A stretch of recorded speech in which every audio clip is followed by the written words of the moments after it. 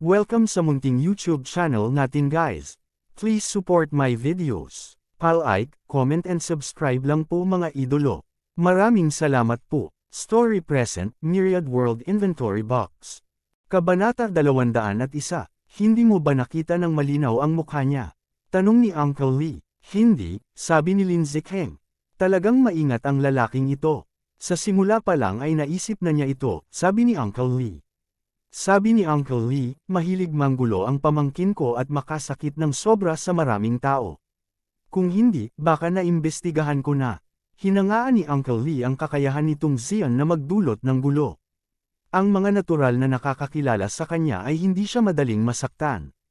Gayunpaman, napakalaki ng Jiangzhou, at mas malaki pa ang lalawigan ng Qing. Imposibleng makilala siya ng lahat. Higit pa rito, gusto niyang maging high profile, mayabang, at dominante. Hindi kakaiba para sa kanya na masaktan ang mga tao. Tito Lee, sa tingin mo ba si Brother Wolf, ang batang security guard na iyon? Kaya niyang talunin si Kuya Hao. Biglang may naisip si Lin Ziqing at sinabing, at saka, may motibo siya para gawin ang krimen. Panipi, well, kung ilalagay mo sa ganoong paraan, posible. Hinaplos ni Uncle Lee ang kanyang baba habang may nag-aalalang tingin sa kanyang mga mata. Gusto mo bang magdala ako ng ilang tao para hulihin siya? Tanong ni Lin Ziqing. Huwag mo nang gawin ito pansamantala. Maaari niyang direktang i-disable si Brother Hao. Obviously, may kakayahan siya. Tiyak na hindi siya simpleng security guard. Nagdusa si Brother Hao dahil sa kanyang kapabayaan. Sa pagkakataong ito, dapat tayong mag-imbestiga ng malinaw bago kumilos, sabi ni Uncle Lee. Oo, sabi ni Lin Ziqing. Sa totoo lang, interesado pa rin siya kay Huang Feng na nagawang i-disable si Qiu Hao. Gayunpaman, alam din niya na tiyak na hindi simple si Huang Feng dahil maaari niyang i-disable ang Qiu Hao. Marahil tulad ng sinabi ni Qiu Hao, siya ay naging pabaya sa isang sandali. Gayunpaman, hindi niya maaaring maliitin si Huang Feng. Kung nakipag-away siya kay Qiu Hao, hindi siya sigurado na siya ang mananalo. Natural, hindi siya nang ahas na maging pabaya kay Huang Feng. Hindi alam ni Huang Feng na na-target na naman siya. Sa oras na ito, naghiwalay sila ni Suyamo pagkatapos ng hapunan. Babalik na sana siya, ngunit nakatanggap siya ng tawag mula kay Guo Liang, na humiling sa kanya na lumabas para uminom. Hindi sinasadya ni Huang Feng na pumunta, ngunit si Guo Liang ay tila masama ang pakiramdam sa telepono, kaya hindi siya tumanggi. Anong wala? Mag-isa ka ba ngayon? Nang dumating si Huang Feng sa bar, naroon na si Guo Liang. Umiinom siya ng nakayuko. Wala si Zhou Ruolan sa tabi niya. Obviously, mag-isa siyang dumating ngayon. Oo, wala ako sa mood kaya lumabas ako para uminom. Iminuwestro ni Guo Liang si Huang Feng at pagkatapos ay nagpatuloy sa pag-inom. Anong wala? Nag-away ba kayo ng girlfriend mo? Tanong ni Huang Feng. Tutal, mag-isa lang dumating si Guo Liang ngayon. Hindi, ito ay tungkol sa trabaho. F***, habang iniisip ko ito, mas nagagalit ako, galit na sabi ni Guo Liang. Pagkatapos, wala siyang itinago at sinabi kay Lin Fan ang lahat. Lumalabas na ang dating boss ni Guo Liang ay umalis kamakailan, at isang bagong boss ang inilipat. Ang sitwasyong ito ay orihinal na wala, ngunit ang bagong boss na ito ay pumasok sa pamamagitan ng mga relasyon. Wala siyang kakayahan, ngunit gusto niyang ituro ang mga daliri at isipin na siya ay napakalakas. Hindi masyadong maganda ang karakter ng lalaking ito. Mahilig siyang samandal sa mga babaeng empleyado kapag wala siyang magawa. Sina Zhou Ruolan at Guo Mengan ay mga sikat na dilag sa kumpanya. Imposibleng hindi ito mapansin ng amo. Nakasandal siya sa dalawang dilag at laging naghahanap ng dahilan para mapalapit sa kanila. Si Guo Liang ay natural na hindi makatiis. Si Zhou Ruolan ang kanyang kasintahan. Gayunpaman, kahit na ipinakita niya ang kanyang relasyon kay Zhou Ruolan, hindi pa rin. Binalak ng amo na sumuko. Sa halip, hinanap niya ng mali si Guo Liang sa trabaho at pinuntirya siya kahit saan. Si Guo Liang ay natural na labis na naagrabyado. Kailangan mong mag-ingat, bata. Mas maganda si Mengan kaysa kay Ruolan. Matagal na siyang pinagmamasdan ng asong iyon. Naiinis na sila ngayon. Gayunpaman, pumasok ang lalaking iyon sa pamamagitan ng pakikipagrelasyon sa senior management ng kumpanya. Kung talagang magiging pagalit siya, mawawala ang trabaho niya, sabi ni Guo Liang. Dito rin siya nakaramdam ng hinanakit. Hindi naging madali ang paghahanap ng trabaho ngayon. At saka, kaka-promote pa lang niya noon pa lang. Gusto man niyang kumatok ng 2 beses sa ulo ng baboy, ang kinahinatnan ay mawalan siya ng trabaho.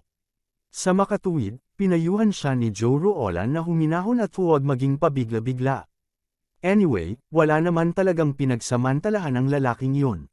Gayunpaman, hindi maaaring mag-alala si Guo Liang. Kung talagang pinagsasamantalahan siya, huli na ang lahat. Kaya naman, habang iniisip niya ito, lalo siyang nagagalit. Ngayon, tinawag niya si Huang Feng para uminom. Wala talagang namamagitan sa amin ni Guo Miangan. Gayunpaman, sa pakikinig sa sinabi mo, ang iyong bagong amo ay talagang napupuot. Kumunat ang noo ni Huang Feng. Sa maraming kumpanya, may mga hindi sinasalitang panuntunan. Nagtrabaho na si Huang Feng sa maraming kumpanya noon, at hindi dahil hindi pa siya nakakaranas ng ganoong sitwasyon. Dati, maamin niya lang na malas siya kapag nakatagpo siya ng ganoong sitwasyon. Wala siyang magawa. Ang kabilang partido ay may background at mga koneksyon. Siguradong hindi niya kayang labanan ang mga ito. Ngayon, si Guo Liang at ang iba ay nasa parehong sitwasyon. Kung talagang bumagsak sila, tiyak na hindi ito makakabuti para sa kanila. Ang pinakamalamang na resulta ay umalis sa kumpanya. Maging silang tatlo ay kailangang umalis. Okay, I don't care about your business. However, that girl is probably annoyed recently, sabi ni Guo Liang. Si Huang Feng ay medyo walang magawa. Siya mismo ay isang security guard lamang. Kung siya ay nasa Changzhou Group, maaaring makatulong siya upang makausap si Su Yamo. Gayunpaman, sa kumpanya ni Guo Liang, wala siyang magagawa. Sinabi ito ni Guo Liang at Huang Feng hindi dahil gusto niyang tulungan siya ni Huang Feng. Kung tutuusin, alam din niyang hindi siya matutulungan ni Huang Feng. Gusto lang niyang sabihin ito kay Huang Feng. Sa ganitong paraan, mas magiging maayos ang pakiramdam niya sa kanyang puso. Kung hindi talaga gumana, I will resign.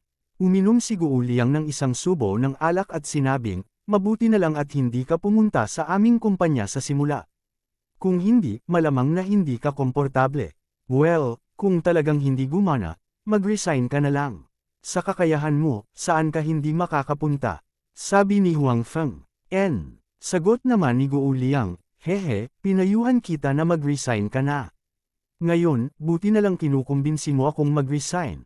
Bahagyang ngumiti din si Huang Feng. Siya ngayon ay nagkaroon ng ideya ng pagbibitiw, ngunit walang paraan upang ipatupad ito. Gayunpaman, nang isipin niya ang kanyang sarili, biglang may naisip si Huang Feng. Kung nagsimula siya ng sarili niyang negosyo, maaari niyang hilahin si Guo Liang para magsimula ng sarili niyang negosyo. Gayunpaman, masyadong maaga para sabihin ito. Hindi pa niya nasisimulan ang pondo, at hindi pa nagbitiw si Guo Liang. Maaaring hindi niya isuko ang kanyang kasalukuyang trabaho. Kung tutuusin, iyon ang resulta ng kanyang pagsusumikap sa mahabang panahon. Hindi siya madaling sumuko. Siyempre, kung ang kabilang partido ay sobra-sobra, ayon sa pagkaunawa ni Huang Feng kay Guo Liang, tiyak na magbibitiw siya ngayon.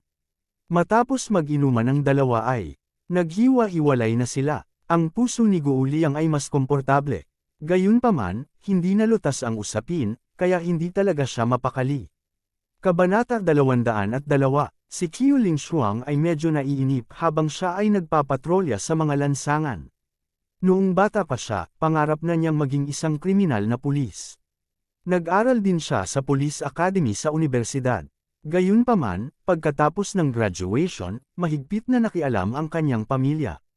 Hindi niya natupad ang kanyang pangarap na makapasok sa pangkat ng kriminal na pulisya. Sa halip, siya ay naging pulis trapiko. Bukod dito, dahil sa kanyang pamilya, kahit na siya ay isang pulis trapiko, wala siyang gaanong gagawin. Sa pangkalahatan, inaayos siya na pumunta sa isang lugar na may mas kaunting mga bagay. Bukod dito, ang bureau ay walang anumang iba pang mga kinakailangan para sa kanya. Alam niyang inaalagaan siya ng bureau, ngunit hindi niya gusto ang pakiramdam na ito. Bagaman noon pa man ay gusto na niyang ilipat sa pangkat ng kriminal na pulisya, patuloy siyang pinipigilan ng kanyang pamilya. Hindi niya napagtanto ang kanyang nais. Gayunpaman, hindi siya sumuko sa ideyang ito. Kahit na siya ay nagpapatrolya sa mga kalye, naisip niya na mas mabuti kung makaharap siya ng ilang krimen upang maipakita niya ang kanyang kakayahan. Bueno, bakit hindi ako nagnakaw ng isang bagay, kumuha ng bag, o nagnakawan man lang ng bangko? Ungol ni Qiu Ningshuang habang naglalakad.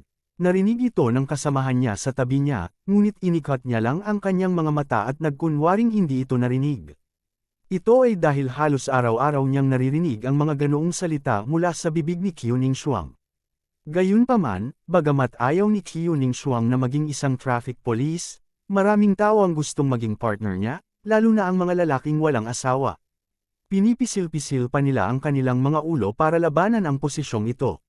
Maraming paghihirap din ang pinagdaanan ng katabi niya at natalo ang maraming kalaban para makarating sa posisyong ito. Ang dahilan kung bakit gusto ng lahat na maging partner ni Qiu Ningshuang ay natural dahil gusto nilang makalapit sa tubig at ay enjoy muna ang liwanag ng buwan. Napakaganda ni Qiu Ningshuang, at ang kanyang mambak na dibdib ay kadalasang nakakahawak ng malaking bahagi ng uniforme ng pulis. Siya ay isang sikat na bulaklak ng pulisya sa istasyon ng pulisya, at hanggat hindi sila kasal, magkakaroon sila ng ilang mga iniisip tungkol sa kanya. Siyempre kahit mag-asawa na sila, hindi nila maiwasang tumingin sa kanya ng ilang beses. Ang isa pang dahilan ay ang background ng pamilya ni Qiu Ningshuang. Bagaman hindi alam ng maraming tao ang partikular na background, nakikita na ang pinuno ay karaniwang magalang sa kanya, maaaring isipin ng isa kung gaano kalalim ang kanyang background. Kung sino man ang makapagpakasal sa kanya, magagawa nilang magpumiglas ng hindi bababa sa 20 taon. Gayunpaman, dahil din sa background niya kaya ilang beses na lamang siyang tiningnan ng mga may asawa. Hindi na sila nang ahas na mag-isip pa dahil alam nilang imposible ito at magdudulot pa ng gulo sa kanilang sarili. Gayunpaman, ang mga hindi kasal ay hindi magkakaroon ng gayong mga alalahanin. Sa makatuwid, palaging maraming tao ang sumusubok na pabor kay Qiu Ningshuang, at ang kanyang kapareha, si Zhang Lin, ay isa rin sa kanila. Ningshuang, bakit palagi mong inaabangan ang mga bagay na iyon araw-araw? Kung talagang makakaharap mo ang mga ito, gaano kadelikado iyon? Dinilaan ni Zhang Lin ang kanyang mga labi at sinabi, anong panganib? Di ba mas exciting yun? Tiningnan siya ni Qiu Ningshuang nang may paghamak. Tsaka, tawagin mo ako sa buong pangalan ko. We are already so familiar with each other. Bakit ang layo-layo pa rin natin? Sabi ni Zhang Lin, hindi sumusuko. Si Qiu Ningshuang ay hindi mapakali sa kanya at nagpatuloy sa paglalakad. Maraming beses na niya itong itinuwid, ngunit ang lalaking ito ay tila pamilyar sa kanya at patuloy na tinatawag siyang ganoon. Kung hindi lang dahil sa gusto niyang gumanap ng mas mahusay kamakailan para makapagmakaawa siya sa kanyang ama na ilipat siya sa Criminal Police Unit sa hinaharap, sinuntok na niya ang ulo ng lalaking ito. Nakita ni Zhang Lin na si Qiu Ningshuang ay hindi nagpatuloy na nasangkot sa isyu kung paano siya haharapin, at isang pahiwatig ng kagalakan ang sumilay sa kanyang puso. Akala niya ay nagbunga na ang kanyang pagpupursage. Nang maisip niya na sa buong istasyon ng pulisya, walang makakatawag kay Qiu Ningshuang ng ganoon maliban sa kanyang sarili, nakaramdam siya ng pagmamalaki sa kanyang puso. Sa oras na ito, humiwalay na si Huang Feng kay Guo Liang. Huminto siya ng taxi at babalik na sana. Gayunpaman, nang lumingon pa lang ang driver ay may bang na tunog. Tapos may dumating na sasakyan. Napakabilis nito at direktang tumama sa taxi na sinasakyan ni Huang Feng. F***, sinong apo ang nagmamadaling muling magkatawang tao? Nagmura ang driver pagkababa niya ng sasakyan. Hahanapin na sana niya ang may-ari ng sasakyan sa likuran niya para pag-usapan kung paano haharapin ang aksidenteng ito. Ngayon lang din sumugod ang katawan ni Huang Feng. Buti na lang at hindi pa umaandar ang sasakyan nila kaya ayos na siya. Gayunpaman, tumingin siya sa kotse na may bahagyang galit sa kanyang puso. Sa oras na ito, ang kotse ay nagkataong nasa tabi ng taxi na sinasakyan ni Huang Feng. Dahil sa kanyang paglilinang ng panloob na puwersa, ang kanyang paningin ay napakaganda. Bagamat siya ay nasa kotseng ito, nakikita niya ang sitwasyon sa kabilang sasakyan. May napansin si Huang Feng na kakaiba. Sa kotse sa tabi niya, may isang tao sa harap at isa sa harap. Walang kakaiba doon. Ang nakakapagtaka ay may taong nakahiga sa likurang upuan ng sasakyan. Nakilala pa ni Huang Feng ang taong ito. Kuya Biao. Bulong ni Huang Feng sa sarili. Gayunpaman, ang kasalukuyang sitwasyon ni Brother Biao ay hindi maganda. Nakahiga siya sa likurang upuan habang nakadilat ang mga mata. Marami ring sugat at bahid ng dugo sa kanyang katawan.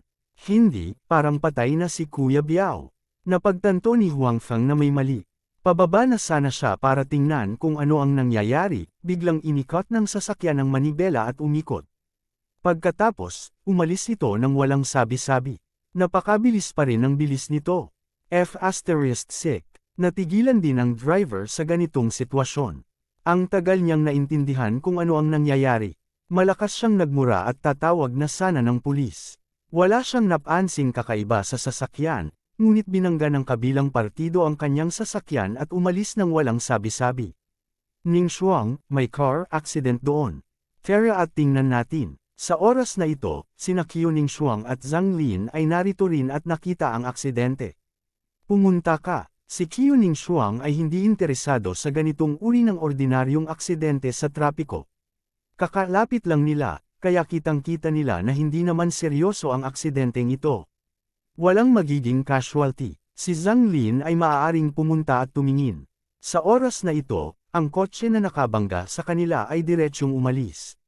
Si Qiu Ning Shuang at Zhang Lin ay medyo natigilan. Sina Qiu Ning Shuang at Zhang Lin ay hindi kalayuan dito. Sa oras na ito, lumabas si Huang Feng sa kotse. Sa una, mayroon siyang ilang mga pagdududa tungkol sa sitwasyon sa kotse. Ngayon, ang kabilang partido ay talagang pinili na paalisan ng kotse. Dapat malaman ng isa na hindi ito isang seryosong aksidente. Hindi dapat tumakas ang kabilang partido. Sa makatuwid, si Huang Feng ay nagkaroon ng higit pang mga hula sa kanyang puso. Sa oras na ito, nakita rin niya sina Qiu Ning Shuang at Zhang Lin. Mabilis niyang sinabi, dalawang pulis, sobrang kainahinala ang sasakyan na yon. I know, nakita kong pinaalis niya ang sasakyan. Galit na sabi ni Zhang Lin. Hindi, hinala ko na may patay na tao sa kotse na iyon. Sinabi ni Huang Feng ang kanyang hula. Ano, patay na tao, sigurado ka. Sa oras na ito, si Qiu Ning Shuang, na nakarinig ng salitang, patay na tao, ay itinulak si Zhang Lin sa isang tabi at pumunta sa harap ni Huang Feng. Kabanata 203. Originally, medyo kakaiba na may patay na tao sa sasakyan, pero katanggap-tanggap din. Baka may biglang namatay sa pamilya ng kabilang partido. Gayunpaman, pagkatapos ng aksidente sa trapiko, ang kabilang partido ay mabilis na tumakas. Ito ay isang problema. Napakaganda ng iyong paningin. Nakikita mo ba na may patay na tao sa kotse mula sa malayo? Ayaw ni Zhang Lin na maging maingay, kaya hindi niya sinaway si Huang Feng. Masyado kang magsalita. Umalis ka na. Si Qiu Ning Shuang ay hindi masaya. Hindi naging madali para sa kanya ang makatagpo ng isang bagay na maaaring isang krimen. Paano siya magiging handa na tanggapin ang isang tao na nagbuhos ng malamig na tubig sa kanya? Totoo ang sinabi ko. Sa backseat ng sasakyan, may patay. Kapag hindi mo hahabulin, tatakas sila, ani Huang Feng. Sa orihinal, walang magandang impresyon si Huang Feng kay Brother Biao. Nagkaroon pa nga siya ng conflict kay Kuya Biao, pero hindi niya naisip na patayin ang kabilang partido. Pagkatapos ng lahat, ang pagpatay at pananakit na ito ay dalawang magkaibang bagay. Higit sa lahat, binugbog ni Huang Feng si Tung Zian kamakailan at pagkatapos ay kinulit si Brother Biao. Hindi nagtagal at namatay si Kuya Biao. Kailangang maghinala ni Huang Feng na ang bagay na ito ay may kaugnayan kay Tung Zian, kaya gusto niyang malaman ito. Nang marinig ang mga salita ni Huang Feng, hindi na nag-alinlangan pa si Qiu Ning Shuang. Sinabi niya sa driver ng taxi na requisition na ang sasakyan mo. Pumunta ka sa traffic police bukas para kumuha ng kotse. Saka siya pumasok sa driver's seat. Bahagyang nag-alinlangan si Huang Feng at pumasok sa kotse. Gusto niyang malaman kung ano ang sitwasyon at kung may kaugnayan ba ito kay Tung Zian. Kung talagang may kaugnayan ito, kailangan niyang maging mas mapagmatsyag. Ang kabilang partido ay mas mabangis kaysa sa kanyang inaakala. Tumayo si Zhang Lin sa labas ng kotse at medyo naliligaw. Gusto niyang samahan si Qiu Ning Shuang, ngunit natatakot siya. Kung ang tao sa kotse ay isang kriminal, kung gayon ito ay lubhang mapanganib para sa kanila na habulin sila. Hindi niya gusto at hindi naglakas loob na makipagsapalaran. Sa oras na ito, kinasusuklaman ni Zhang Lin si Huang Feng dahil sa pagiging abala. Kung hindi dahil sa kanya, hindi siya malalagay sa dilema. Nakita rin ni Qiu Ningshuang ang pag-aalinlangan ni Zhang Lin. Hinamak niya ito at sinabing, hindi mo kailangang pumunta. Harapin ang mga bagay dito at makipag-ugnayan sa pulis. Okay. Sinamantala ni Zhang Lin ang pagkakataon na sumang-ayon. Pagkatapos, sumulyap si Qiu Ningshuang kay Huang Feng, ngunit hindi niya ito hiniling na lumabas ng sasakyan. Sa halip, tinapakan niya ang accelerator at nagmaneho. Hoy, kotse ko. Hoy, anong nangyayari? Ibalik mo sa akin ang kotse ko. Tuluyan nang nagising ang taxi driver at sinigawan ang kanyang sasakyan na malayo na. Anong sinisigawan mo? Na-requisition na ang sasakyan mo. Punta ka na lang sa police station bukas para kunin. Kapag sumigaw ka ulit, i-record kita dahil sagabal sa opisyal na negosyo. Sinaway ni Zhang Lin ang taxi driver sa tabi niya. Medyo naiinis na siya dahil sa performance niya kanina. Natural, naglabas siya ng galit sa taxi. Driver, sigurado ka bang malinaw mong nakita? Sa kotse, tinanong ni Qiu Ningshuang si Huang Feng. Sa katunayan, kung ito ay ibang tao, hindi sila maniniwala sa mga salita ni Huang Feng ng ganoon kadali. Gayunpaman, palaging inaabangan ni Qiu Ningshuang na makatagpo ng isang malaking kaso upang ipakita ang kanyang kakayahan, kaya kahit na ito ay isang posibilidad lamang, hindi siya susuko. Hindi ako sigurado, umiling si Huang Feng, ngunit pagkatapos ay sinabi niya, gayunpaman, nakita ko ang isang tao na nakahiga sa likurang upuan ng kotse. Ang kanyang mukha ay mapotla, at ang kanyang mga mata ay nakausli. Siya ay hindi gumagalaw, at may maraming dugo sa kanyang katawan. Napakaganda ng iyong paningin. Sa oras na iyon, hindi ka pa bumababa ng sasakyan, tama? Sabi ni Qiu Ningshuang. Bagamat hindi sigurado si Huang Feng, ayon sa paglalarawan ni Huang Feng, napakahina din ng sasakyan. Sa makatuwid, nagpasya siyang magpatuloy sa paghabol. Paano kung may patay talaga doon? Ang aking paningin ay palaging napakaganda. Kung hindi ka naniniwala, maaari mong i-verify ito kapag inihinto mo ang kotse. Casual na sabi ni Huang Feng. Malaki pa rin ang tiwala niya sa kanyang paningin. Tumango si Qiu Ningshuang at sinabing, ayos lang. Kapag nakarating na tayo sa tabing kalsada, pakakawalan kita. Huwag na, gusto ko ring sundan at makita. Pulis, nalaman ko muna to. Ayaw mong sunugin ang tulay pagkatapos tumawid sa ilog, di ba? Biglang nalungkot si Huang Feng. Anong nasusunog sa tulay pagkatapos tumawid sa ilog? Iniisip ko ang kaligtasan mo. Medyo hindi makapagsalita si Qiu Ningshuang. Ang kanyang kasamahan ay natakot at hindi nang ahas na sumunod, ngunit ang walang kaugnayang taong ito ay nagkusa na sumunod. Ito ay talagang ironic. Ayos lang, nag-practice na ako ng martial arts. Tsaka nagsasayang ka rin ng oras sa paghinto at pagmamaneho. Mas maraming pwedeng mag-alaga, di ba? Sabi ni Huang Feng. Ayos lang pero kailangan mo akong pakinggan mamaya. Naisip ito ni Qiu Ningshuang at sinabi, maaaring mas maraming tao ang talagang nag-aalaga sa isa't isa. Okay, walang problema. Masayang sumang-ayon si Huang Feng. Dati, kapag nag-uusap si Huang Feng at ang iba pa, hindi sila masyadong nag-uukol ng oras. Bilang karagdagan, ang sitwasyon ng trapiko ay hindi masyadong maganda, kaya hindi nila nakalimutan ang kabilang partido. Nasa paningin pa rin nila ang kabilang partido. Sa simula, ang sasakyan sa harap ay tila hindi napansin na may sasakyan sa likod nito. Gayunpaman, nang ihatid nila ang kotse sa isang liblib na lugar, madaling mahanap ang taxi sa likod nila. Ang kanilang orihinal na destinasyon ay sa labas ng lungsod. Ano ang dapat nating gawin? Parang may sumusunod sa amin. Tumingin sa rearview mirror ang nasa front passenger seat at sinabing, parang taxi na to kanina. Damn, hindi ba natin nahawakan ang kotse niya? Talagang hinabol niya tayo. Nagmura ang nasa driver's seat. Naisip niyang gusto silang abutin ng driver at hilingin sa kanila na magbayad. Ang nasa harap na upuan ng pasahero ay malinaw na may parehong ideya, kung gayon, ano ang dapat nating gawin? Tumigil ka sa harap mamaya. Bumaba ka na at harapin mo. Magbayad ka na lang ng pera. Malas natin. Napatingin ang nasa driver's seat sa bangkay sa backseat at sinabing. Obviously, sa oras na ito, ayaw niyang gumawa ng gulo. Ang dahilan kung bakit sila nakatakas noon ay dahil nasa downtown ito, at bumaba rin ang sasakyan ng driver. Kung pupunta siya sa kanilang sasakyan, baka makita niya ang sitwasyon sa sasakyan. Bukod dito, nakita rin nilang dalawa ang traffic police sa hindi kalayuan, at naglalakad sila patungo sa kanila. Sa makatuwid, hindi sila nang ahas na huminto. Kung dumating ang pulisya ng trapiko upang harapin ang aksidenteng ito, madaling mahanap ang bangkay sa likurang upuan ng kotse. Dapat inilagay ko ang bangkay sa ball, sabi ng driver. Dati, para makatipid ng oras, diretsyo nilang inilagay ang bangkay sa back seat. Pagkatapos ng aksidente, hindi sila nang ahas na huminto. Kung ito ay nasa ball, hindi sila matatakot. Sa oras na ito, ang dalawang kotse, isa sa harap at isa sa likod, ay nakaalis na sa lungsod. Puro dim street lights lang ang nasa paligid, at kakaunti lang ang mga sasakyang paparating at paalis.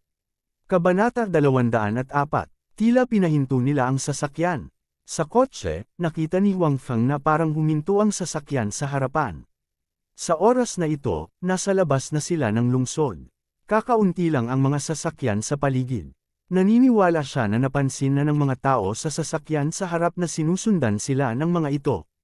Tumango si Qiuning Shuang. Nakita din niya ito. Sa oras na ito, isang tao ang bumaba mula sa front passenger seat. Mukhang hinihintay sila ng kabilang party. Nakita ni Qiuning Shuang na huminto ang kabilang partido, kaya bumagal din siya at naghanda na huminto. Mag-iingat ka mamaya. Medyo nag-alala siya at pinaalalahanan si Huang Feng. Tumango si Huang Feng. Inihinto ni Qiuning Shuang ang sasakyan. Nang nasa kalagitnaan na siya, nakita siya ng nasa labas. Natigilan siya noong una, saka agad na sumakay sa kotse.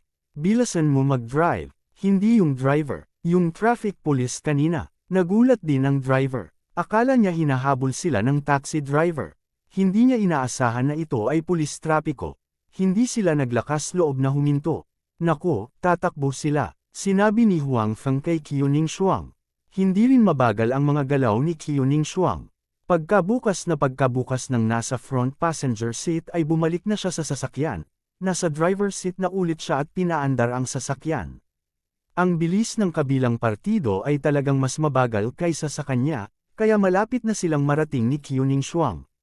Ano ang dapat nating gawin? Napatingin ang nasa front passenger seat sa taxi na palapit ng palapit sa kanila at nag-aalalang nagtanong. Ito ay orihinal na isang napakadaling bagay na gawin, ngunit ngayon ang ganitong sitwasyon ay nangyari. Una, naaksidente sila sa sasakyan. Ngayon, tinutukan sila ng traffic police. Kahit na ang pulis trapiko ay hindi kriminal na pulis, siya ay isang pulis pa rin. Tawagan mo si Kuya Cheng at tanungin mo siya kung ano ang gagawin. Sabi ng driver. Oh, okay. Mabilis na kinuha ng lalaki ang kanyang telepono at tinawagan si Lin Zikheng. Hello, Kuya Cheng. Tinutumbok tayo ngayon ng traffic police. Ano ang dapat nating gawin? Bakit tayo tina-target ng traffic police? Sinulyapan ni Lin Zikheng si Uncle Lee sa tabi niya at sinabi sa telepono. Sa oras na ito, kasama niya si Uncle Lee. Kanina lang may car accident. Katabi namin yung traffic police kaya tumakas kami. Ngayon hinahabol na kami ng traffic police. Hindi namin sila maalis, sabi ng lalaki. Idiot, saway ni Lin Zikheng. Ang ganitong aksidente ay maaaring mangyari kapag gumagawa ng isang simpleng bagay. Kung hindi sila tanga, ano sila? Si Lin Zikheng ay hindi nang ahas na gumawa ng desisyon sa kanyang sarili, kaya sinabi niya kay Uncle Lee ang tungkol dito. Galit na galit din si Tio Lee sa kanyang puso. Bagamat sinabi nitong Chen Jun na ang bagay na ito ay aayusin niya, kapag nalantad ang bagay na ito, tiyak na siya ay madawit. Bagamat hindi siya makukulong sa tulong nitong Chen Jun, ngayon ay gusto rin niyang linisin ang kanyang pangalan tulad nitong Chen Jun, kaya ayaw niyang mag-iwan ng anumang masamang impresyon sa istasyon ng pulisya. Patayin ang pulis trapiko na iyon at sabihin sa kanila na huwag nang bumalik. Hayaan silang magtago sa ibang mga lungsod. Hanggat hindi sila mahuhuli, magiging maayos sila sa tulong nitong Chen Jun, sabi ni Uncle Lee. Oo, sagot ni Lin Zikheng. Pagkatapos, sinabi niya sa kanilang dalawa ang ibig sabihin ni Uncle Lee. Kung tutuusin, pareho sila ng ideya. Kung tutuusin, kung sila ay nahuli, sila ay mapapahamak. Kung sinabi nilang hindi nila pinatay ang lalaki, maaari lamang nilang ipagkanulo sina Lin Ziqing at Uncle Lee. Bagamat hindi sila magkakaroon ng malaking problema, tiyak na maghihiganti sa kanila sina Uncle Lee at Lin Ziqing. Kung hindi nila pinagtaksilan sina Lin Ziqing at Uncle Lee, kailangan nilang makulong. Sa makatuwid, hindi nila nais na mahuli. F***, kasalanan mo ang pagiging maingay mo. Huwag mong sisihin ang iba sa sarili mong pagkamatay. Tiningnan ng driver ang taxi na palapit ng palapit sa kanila sa rearview mirror. Pagkatapos noon ay bumagal siya ng kaunti. Nang malapit na sa kanila ang taxi ay bigla niyang pinahihit ang manibela at hinampas ito. Bang! Si Huang Feng at Qiu Ningshuang ay hindi talaga handa para dito. Sa kabutihang palad, hindi sila malubhang nasugatan. Bilasan mo, pigilan mo sila. Sabi ni Huang Feng. Inilibot ni Qiu Ningshuang ang kanyang mga mata kay Huang Feng. Kailangan ko bang sabihin mo sa akin iyon? Pagkatapos noon, inapakan niya ang accelerator at nagmaneho papunta sa harapan. Pagkatapos noon, pinahit niya ang manibela para pigilan sila sa pag-usad. Nagtama ang dalawang sasakyan sa kalsada, ngunit hindi sila nakakuha ng malaking kalamangan. Gayunpaman, ang dalawang lalaki sa ilalim ni Uncle Lee ay hindi nang ahas na mag-antala ng masyadong matagal. Alam na nila ngayon na sila ay nalantad, kaya kailangan nilang harapin ang pulisya ng trapiko sa lalong madaling panahon. Pagkatapos, maaari silang makatakas sa lalong madaling panahon. Kapag naantala sila at tumawag ang pulisya ng trapiko para sa backup, hindi na sila makakatakas. Kaya naman pinahinto ng dalawa ang sasakyan sa gilid ng kalsada. Hindi nakakagulat, huminto din ang taxi. Dahil ang traffic police ang humabol sa kanila, traffic police wouldn't carry guns under normal circumstances, silang dalawa ay hindi masyadong nag-aalala. At saka, matagal na silang dalawa sa underworld. Bagamat hindi sila kasing galing ni Lin Ziqing at Qiu Hao, tiwala sila na kaya nilang harapin ang isang ordinaryong pulis trapiko. You stay in the car. Bababa muna ako. Sinulyapan ni Qiu Ningshuang ang dalawang tao sa labas ng kotse, pagkatapos ay lumingon para kausapin si Huang Feng. Hindi iginiit ni Huang Feng. Bagamat mayroon siyang sariling mga ideya, hindi na kailangang sabihin kay Qiu Ningshuang. Kayong dalawa, sumama ka sa akin. Pagkababa ng sasakyan, hindi na nagsalita pa si Qiu Ningshuang. Nabangga na siya ng kabilang partido ng kotse. Maraming bagay ang maaaring isipin. Nagkatinginan silang dalawa pero ngumisi sila. Konting traffic police ka lang. Bakit hindi mo idikit ng maayos ang selyo mo? Bakit ka nakikialam sa negosyo ng iba? Hindi ko ini-expect na sobrang ganda ng traffic police na humabol sa amin ng matagal. Maglibang muna tayo, then deal with her. Nag-usap silang dalawa ng walang prinsipyo sa harap ni Qiu Ningshuang dahil sa kanilang mga puso, si Qiu Ningshuang ay isa ng patay na tao. Kahit gaano pa karami ang alam ng isang patay, wala itong silbi. Kumunat ang noo ni Qiu Ningshuang at tumingin sa kanilang dalawa. Naiintindihan na niya na may gustong gawin sa kanya ang dalawang taong ito. Ngayon lang, hindi siya ikinamatay ng banggaan. Halatang hindi pa sumusuko ang dalawa. Si Qiu Ningshuang ay hindi natakot. Medyo natuwa pa siya. Sa wakas ay nakatagpo siya ng isang malaking kaso ngayon. Dahil pinangarap niyang maging isang kriminal na pulis, noong nasa Police Academy siya, seryoso siyang nag-practice ng lahat ng uri ng kasanayan sa pakikipaglaban. Nahijitin pa ng kanyang mga grado ang maraming estudyanteng lalaki. Kaya lang after graduation, naging traffic police siya. Walang pagkakataon na ipakita ang kanyang kakayahan. Ngayon, sa wakas ay nagkaroon siya ng pagkakataon. Nang makitang hindi gumagalaw si Qiu Ningshuang, naisip nilang dalawa na si Qiu Ningshuang ay natakot sa kanila. Nakangiti silang naglakad patungo kay Qiu Ningshuang, ngunit hindi nila napansin na ang bibig ni Qiu Ningshuang ay nagpahayag ng pagngisi. Kabanata 205. Naglakad na silang dalawa papunta sa gilid ni Qiu Ningshuang, ngunit hindi pa rin nagre-react si Qiu Ningshuang. Maging si Huang Feng ay nag-aalala kay Qiu Ningshuang. Pinaghandaan din niya. Kung may nangyari kay Qiu Ningshuang, tutulong siya. Siyempre, kung kaya ni Qiu Ningshuang ang kanyang sarili, iyon ang pinakamaganda. Ayaw ilantad ni Huang Feng ang kanyang kakayahan sa harap ng napakaraming tao, lalo na sa harap ng mga pulis. Kung nangyari iyon, magdudulot ito ng problema sa kanya. Ngayon, kung ayaw niyang imbestigahan ang kaso ni Kuya Biao, hindi siya papayag na makipag-ugnayan sa mga pulis. Pagkatapos nilang maglakad ang dalawa sa gilid ni Qiuning Shuang, ngumiti ang isa sa kanila at inabot ang mukha ni Qiuning Shuang. Malinaw, talagang gusto nilang tamasahin si Qiuning Shuang bago siya patayin.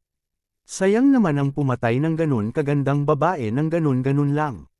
Sino ang nakakaalam na pag-abot ng kanyang kamay sa kalagitnaan, biglang inabot ni Qiuning Shuang ang kanyang kamay, hinawakan ang kamay ng kabilang partido, at hinayla ito sa kanyang harapan. Hindi man lang nakapaghanda ang taong iyon at agad na hinayla ni Qiuning Shuang.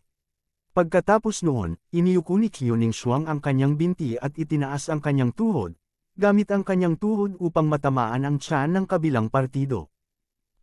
Isang sigaw ang lumabas sa bibig ng taong iyon. Agad na natatakpan ng asul na ugat ang kanyang noo, at lumalabas din ang malamig na pawis. You stinking bitch actually dared to fight back. Let him go. Nagalit agad yung isa. Hindi niya inaasahan na ang maganda at mahinang pulis na ito ay maglalakas loob na manlaban. Bukod dito, hindi siya nagpigil. Itinaas ng taong iyon ang kanyang kamao at binasag ito kay Qiuning Shuang. Sa oras na ito, wala siyang kahit katiting na damdamin para sa patas na kasarian. Maganda man ang bulaklak sa kanyang harapan, isa itong rosas na may tinag. Gayunpaman, ibinaba ni Qiuning Shuang ang kanyang katawan at iniwasan ang kanyang kamao. Pagkatapos, sinipan niya ang kanyang baywang at pinalipad siya. Gayunpaman, ang taong mula noon ay nasa ilalim pa rin ng kanyang kontrol. Bitawan mo. Mabahong aso, bitawan mo. Sigaw nung taong yun. Magsalita ka, bakit ka tumakbo? Bakit mo kami sinaktan? Tanong ni Qiuning Shuang. Nakita kong hinahabol mo kami. Akala ko mas asama kayo kaya tumakbo kami. Ang taong iyon ay nagpatuloy sa pagkislot. Matigas pa rin ang ulo mo sa mga oras na ito. Malamig na sinabi ni Qiuning Shuang, Hoy, tingnan mo ang kotse nila. Hinawakan ni Huang Feng ang kanyang ilong at walang imak na lumabas ng sasakyan. Bagamat sumigaw si Qiuning Shuang ng, Hey, alam ni Huang Feng na tinatawag siya nito. Sa oras na ito, napagtanto ng dalawang lalaki na hindi lang ang traffic police ang humahabol sa kanila. May isa pang tao. Ngayon pa lang, naisipan nilang hintayin ang babaeng traffic police na pumunta sa sasakyan para tingnan ang sitwasyon.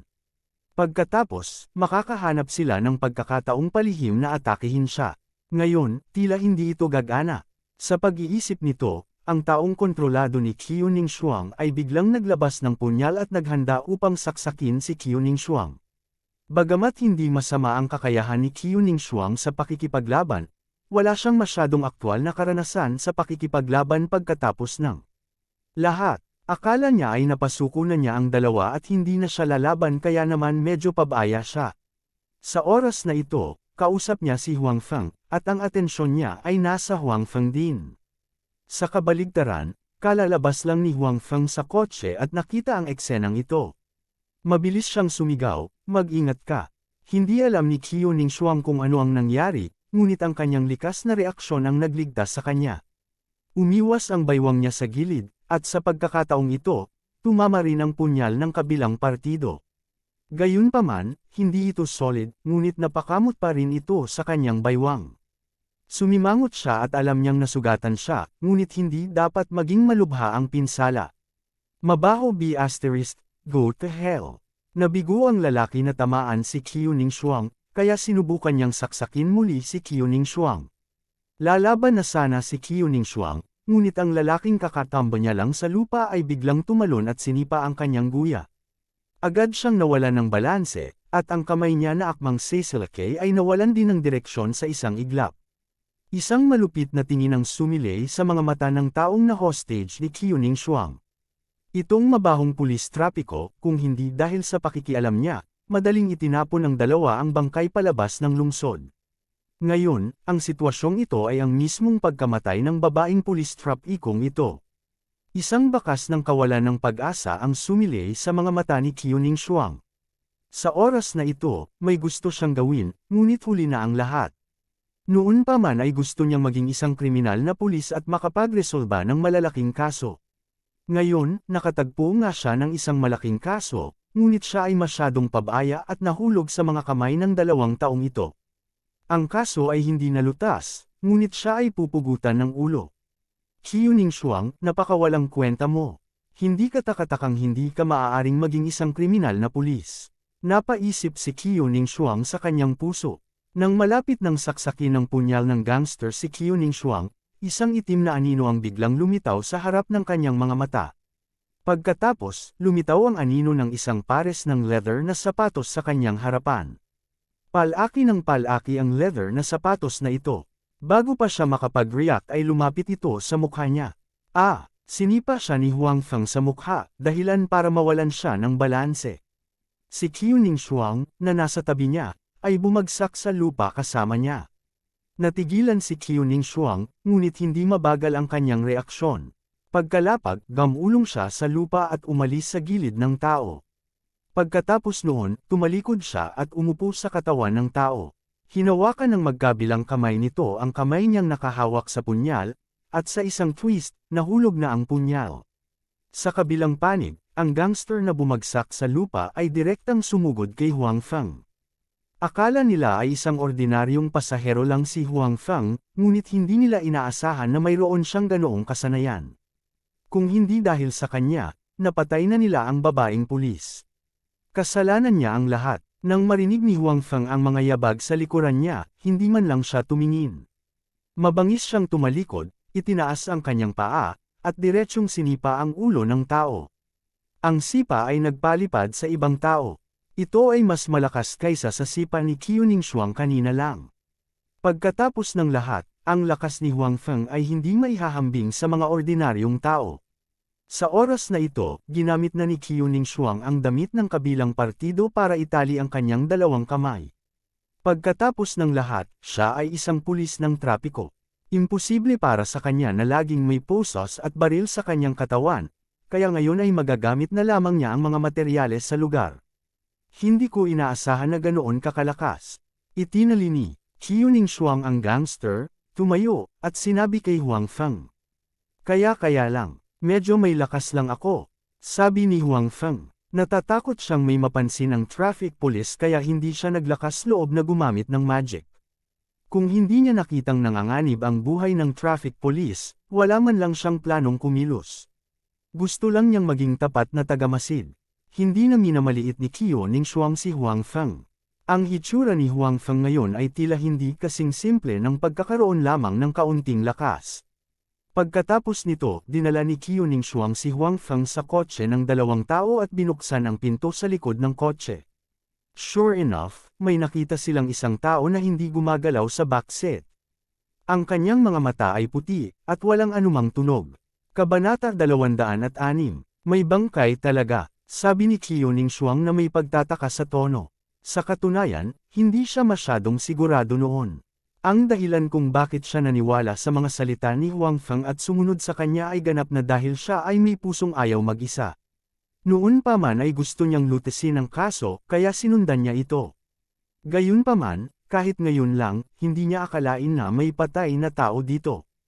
Masyadong kaina-hinala ang kilos ng kabilang partido, ngunit hindi ibig sabihin na may napatay na ang kabilang partido.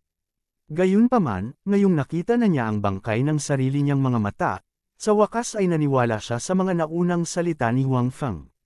Bukod dito, ang bangkay na ito ay hindi mukhang isang normal na kamatayan sa unang tingin. Nakasimangot si Huang Feng habang nakatingin sa bangkay ni Brother Biao. Ilang araw lang niya nakita si Kuya Biao. Sa mga oras na iyon, napakarami pa niyang compound sa tabi niya. Marami pa siyang lugar sa ilalim ng kanyang kontrol. Bagamat hinanap siya ni Tianjun, medyo kahanga-hanga pa rin siya. Gayunpaman, hindi niya inaasahan na mapatay ang naturang tao sa loob lamang ng ilang araw. Nadama ni Huang Feng na ang mga gawain ng mundo ay pabago-bago, at ang kanyang puso ay mas mapagbantay din. Ito ay dahil pagkatapos niyang bugbugin si Tung Zian, kinulit niya si Kuya Biao. Pagkatapos, namatay si Brother Biao. Hindi niya maiwasang iugnay ang 2 bagay na ito. Sa kadahilanang namatay si Brother Biao dahil sa kanyang sarili, si Huang Feng ay walang masyadong kasalanan. Sinabi na sa kanya ni Tianjun kung anong klaseng tao ang lalaking ito. Sa makatuwid, kahit na ang ganitong uri ng tao ay namatay, walang dapat maawa. Gayunpaman, ang bagay na ito ay nakakuha ng atensyon ni Huang Feng. Maaaring hindi alam ng iba, ngunit alam niya na napakahinala nitong Xian sa bagay na ito. Gayunpaman, hindi niya ito masabi sa iba. Sige, dadalhin ko silang dalawa sa police station. Pwede mo rin akong samahan. Pero, hindi mo kailangang mag-alala. It's just a routine statement. Hindi ka na mahihirapan, sinabi ni Qiu Ningshuang kay Huang Feng. Hindi alam ni Qiu Ningshuang na kilala ni Huang Feng at Brother Biao ang isa't isa, ni hindi niya alam na maraming koneksyon sa kanilang dalawa. Naisip niya lang na hindi magkakilala sina Huang Feng at Brother Biao, at napagdaanan lang ni Huang Feng ang bagay na ito. Ang dahilan kung bakit sigurado si Qiu Ningshuang na walang kinalaman ang bagay na ito kay Huang Feng ay dahil sangkot siya sa bagay na ito mula simula hanggang wakas. Kahit na nagsimula ang aksidente sa sasakyan, hindi siya malayo sa pinangyarihan at nasaksihan ng sarili niyang mga mata ang buong proseso. Sa makatuwid, alam niya na walang ginawang mali si Huang Feng sa bagay na ito. Tinulungan pa niya ito at nailigtas. Iniisip kung paano talaga siya iniligtas ni Huang Feng, lalo pang nagpapasalamat si Qiu Ningshuang sa kanya. Masyado siyang pabaya kanina, kung hindi dahil kay Huang Feng, baka namatay na siya. Gayunpaman, si Qiu Ningshuang ay halatang masyadong maagang nagagalak.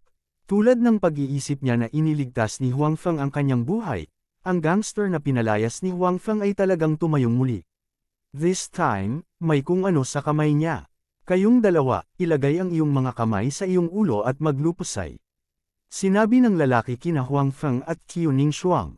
Lumingon sa kanya sina Huang Feng at Qiu Ningshuang. Biglang huminto ang galaw ng dalawang tao dahil may baril sa kamay ng kabilang partido. Sa Huoxia, ang pamamahala ng mga baril ay napakahigpit. Sa pangkalahatan, kapag lumaban ang mga gangster, gumagamit sila ng mga patpat at iba pang uri ng armas. Ang mga baril ay karaniwang hindi nakita. Hindi inaasahan ni Qiu Ningshuang at Huang Feng na talagang may mga baril ang dalawang gangster na ito. Ito ay talagang wala sa kanilang inaasahan. Malinaw, ang dalawang taong ito ay talagang hindi ordinaryong gangster. Imposibleng magkaroon ng baril ang mga ordinaryong gangster. Narinig mo ba yan? Ilagay mo ang mga kamay mo sa ulo mo, kung hindi, babarilan kita. Nakita ng lalaki na hindi sinunod ni Huang Feng at Qiu Ningshuang ang kanyang sinabi, kaya sumigaw siya muli. Ngayon, galit na galit siya kina Huang Feng at Qiu Ningshuang. Pagkaraan ng ilang sandali, siya ay sinipa ni Huang Feng at Qiu Ningshuang. Lalo na ang sipa ni Huang Feng, ang lakas talaga. Umuungol pa ang kanyang ulo, dumudugo ang gilid ng kanyang mga mata, at tila nabali ang tungki ng kanyang ilong. Sa makatuwid, ang kanyang pagkamuhi kay Huang Feng sa kanyang puso ay mas malaki pa kaysa kay Qiu Ningshuang. Nagkatinginan sina Huang Feng at Qiu Ningshuang. Dahan-dahan lang silang nakasquat. Hindi sila nang ahas na guluhin ang kabilang partido ngayon. Lumapit muna ang lalaki at hinubad ang damit ng kausap. After that, tumayo na naman siya. Sa prosesong ito, ang nguso sa kanyang kamay ay palaging nakatutok kina Huang Feng at Qiu Ningshuang. Sinaktan mo lang ako. Sarap na sarap ka sa akin ha. You actually dare to kick my face. Sa oras na ito, ang lalaking sinipa ng size 42 na sapatos ni Huang Feng ay lumapit kay Huang Feng at sinuntok at sinipa si Huang Feng. Gayunpaman, siya ngayon ay malubhang nasugatan at walang gaanong lakas sa kanyang mga kamay. Ang paghampas kay Huang Feng ay parang pagkamot ng Katie. Hindi lumaban si Huang Feng. Naghihintay siya ng pagkakataon. Hindi ito ibang espasyo. Kung mamatay siya dito, mamamatay talaga siya. Bagamat may kumpiyansa siya na kaya niyang lumaban, ayaw niyang makipagsapalaran bago siya 100% sigurado na kaya niyang manalo. Okay, stop fighting. Napakaraming oras ang nasayang natin ngayon. Naghihintay pa rin ng balita si Kuya Cheng. Patayin silang dalawa at itapon ang kanilang mga katawan palabas ng lungsod. Sabi ng lalaking may hawak na baril. Kung hindi nila kayang pumatay ng mga tao gamit ang baril, hindi sila gagamit ng baril para pumatay ng mga tao. Kung tutuusin, mas malala pa ang pagpatay sa pamamagitan ng baril. Nakuha ko. Pagkatapos noon, handa nang bawiin ng lalaki ang kanyang punyal. Alam ni Huang Feng na sa oras na ito, hindi na siya makapaghintay pa. Kung maghintay pa siya, wala nang pagkakataon. at kanina pa siya naghahanda. Pa ako. Biglang naramdaman ng lalaking may hawak na baril na natusok ang paa niya ng matulis na bagay. Bigla siyang napasigaw at napayuko. Sa sandaling ito, wala na siyang pakialam kay Huang Feng. Anong problema? Tanong ng gangster na kukuha na sana ng punyal, pero napagtanto niyang hindi ito maganda. Gusto niyang lumingon, ngunit muli niyang nakita ang isang itim na anino ng sapatos sa kanyang harapan. Muli, bumulong ang gangster, at pagkatapos ay lumipad ang kanyang katawan, at ang direksyon na kanyang nilipad palabas ay ang direksyon ng mabisyo na lalaking may baril. Bang! Biglang nagbanggaan ang dalawa. Talagang napagtanto ng gangster na may baril na hindi ito maganda sa oras na ito, ngunit wala na siyang oras para tutok ulit kay Huang Feng. Natamba siya sa lupa ng kanyang kasabwat. Mabilis na tumakbo si Huang Feng. Bago magpumiglas ang kabilang partido na bumangon, sinipa ni Huang Feng ang kanyang palso at sinipa ang baril mula sa kanyang kamay. Anong ginagawa mo pa? Halika at itali mo sila. Sabi ni Huang Feng kay Qiuning Shuang, na tulala pa rin. Okay. Sa wakas ay nabawi ni Qiuning Shuang ang kanyang katinuan. Masyadong mabilis ang lahat, hindi siya katulad ni Huang Feng. Si Huang Feng ang nagplano ng ambush, kaya syempre makakareact siya. Si Qiuning Shuang naman ay tulala. Sa maikling panahon na siya ay nataranta, nakipag-usap na si Huang Feng sa kabilang partido. Kabanata 207. Sa pagkakataong ito, hindi pabaya sina Huang Feng at Qiuning Shuang. Ginapos nila ng mahigpit ang dalawang tao. Marahil ay napagtanto nila na ang kanilang susunod na pagtatagpo ay tiyak na hindi magiging maganda. Medyo kulay abo ang mga mukha nila. Kaninong mga tao kayo? Walang pakialam si Huang Feng kay Qiuning Shuang sa kanyang tabi at tinanong niya ang dalawang hostage. Gusto niyang malaman ang pagkakakilanlan ng kabilang partido para mapaghandaan siya. Bagamat alam niyang ang utak sa likod nito ay maaaring may kaugnayan kay Tung Xian, hindi niya alam kung sino ang personal na gumawa nito. Gayunpaman, tila hindi narinig ng dalawa ang mga salita ni Huang Feng. Pareho pa rin sila ng ekspresyon at hindi sumagot kay Huang Feng. Walang ibang pagpipilian si Huang Feng. Kung wala si Qiuning Shuang sa kanyang tabi, maaari niyang pahirapan sila. Naniniwala siya na maisisiwalat pa rin nila ang nasa likod nila, lalo na ang Kuya Cheng na kasasabi pa lang nila. Gayunpaman, ito ay naiiba sa Qiuning Shuang sa gilid. Hindi siya maaaring maging labis. Kung hindi, maaaring iugnay siya ni Qiuning Shuang sa kasong ito. Don't worry. Pagkatapos kong ipadala silang dalawa sa police station, ay interrogate ko sila ng maayos. This is not a small case.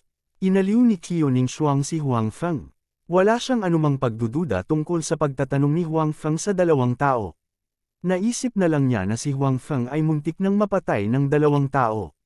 Naiintindihan naman niyang gusto niyang makilala ang taong nasa likod nila. Tumango si Huang Feng. Ngayon ay maaari na lamang siyang umasa na ang istasyon ng pulisya ay magkakaroon ng ilang mga resulta. Nang malapit ng kunin ni na Huang Feng at Qiuning Shuang ang dalawang tao, tumunog ang telepono ng isa sa kanila. Kinuha ito ni Huang Feng at tiningnan. Ang caller ID ay Kuya Cheng. Sumulyap si Huang Feng kay Qiuning Shuang at kinuha ang telepono. Gayunpaman, binuksan pa rin niya ang speaker. Paano na? Napatay mo ba ang busybody traffic police? Ang boses ni Kuya Cheng ay nagmula sa telepono. You are the busybody. Who the hell are you? Bago pa makapagsalita si Huang Feng, ibinuko na ni Qiuning Shuang ang kanyang bibig. Malinaw, hindi siya nagkaroon ng magandang impresyon sa Kuya Cheng na ito na nagutos sa kanilang dalawa na patayin siya. Katatapos lang magsalita ni Qiuning Shuang nang ibinaba ng kabilang partido ang telepono. Naiintindihan naman siguro ng kabilang partido na hindi pinatay ang mga ilong traffic police. Sa halip, inaresto ang kanyang mga tao.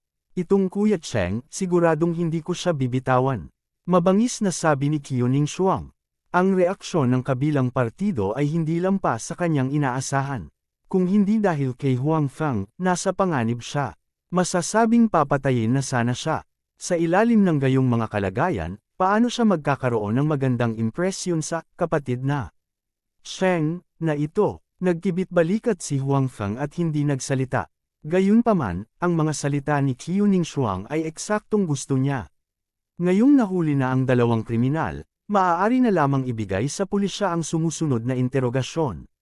Gustuhin man niyang makilala ang nasa likod nito ay sa pulis lang siya makakakuha ng impormasyon. Ngayon, muntik na akong mapatay ng mga lalaking ito. Kung may progress sa kasong ito, pwede mo bang sabihin sa akin? Tanong ni Huang Feng. Yes, I will give you my number. At that time, I can tell you what you want to know, except sa mga kailangang ilihim. Si Qiuning Shuang ay hindi nag-atubili at pumayag.